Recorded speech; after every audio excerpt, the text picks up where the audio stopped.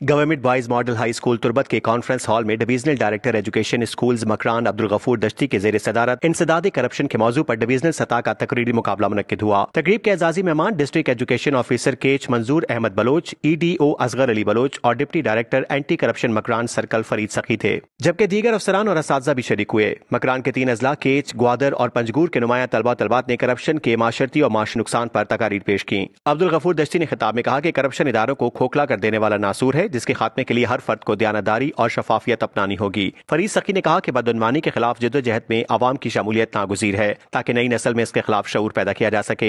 जजिस के फराइज senior science teacher Sudhir Luqman और साकिब असद थे, जिन्होंने डिवीजन मुकाबले के कामयाब उम्मीदवारों का ऐलान किया कि मुकाबले में अंग्रेजी तकरीर में जिला पंजगूर के खुदाबादान के समीर अहमद ने पहली और girls model high school Turbat की शाहिदा हफीज ने दूसरी पोजीशन हासिल की। उर्दू तकरीर में बख्शी कॉलोनी ग्वादर की अलीमा सलीम ने पहली और खुदाबादान पंजगूर के अबू बकर अयाज ने दूसरी पोजीशन हासिल की। आखिर में नुमाया कारकर्दगी दिखाने वाले तलबा में इनामात तकसीम किए गए, जबकि स्टेट सेक्रेटरी के फराइज एजुकेशन ऑफिसर मोहम्मद इकबाल बलोच और मॉडल हाई स्कूल के तालिब इल्म ने सर अंजाम दिए।